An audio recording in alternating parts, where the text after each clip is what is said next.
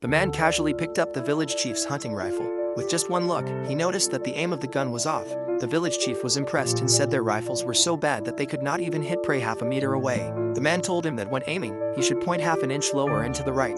Then the man demonstrated it for him. He quickly fired one shot into the sky, and a small bird fell to the ground. The chief was shocked by how accurate the man's shooting was. He did not expect that a true sharpshooter had come to their village. Suddenly, a gunshot came from the village entrance. When the man tested the rifle earlier, the sound had drawn the attention of nearby enemy soldiers. The chief became scared that the man's identity as a soldier would be exposed, so he quickly told him to hide his sniper rifle in a pile of firewood. To prevent the enemy from invading the village, the chief went to the entrance to meet the enemy officer. He told the officer there were no soldiers in the village, but the officer did not believe him and asked about the gunshot they had just heard. The chief said it was him testing his hunting rifle at home. The officer still did not believe him and demanded to check his house. When they arrived, the man had already disguised himself as the chief's nephew, chopping firewood in the yard. To avoid suspicion, the chief handed his hunting rifle to the officer, saying, "This does not even count as a gun. It cannot hit a rabbit." But the officer doubted him and asked, "If it can't hit a rabbit, how did it hit a bird?" The chief realized he had said the wrong thing and was now under suspicion.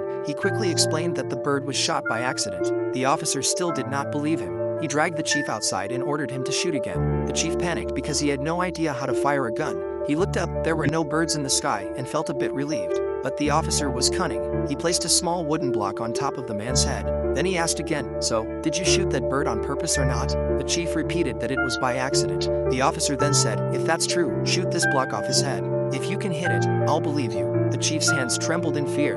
He knew that if he missed, the man would die. Then he suddenly remembered the man's words. When aiming, lower the barrel half an inch to the right. The chief adjusted the rifle. The man's eyes filled with terror. He was afraid the chief would accidentally kill him, but the chief had no choice.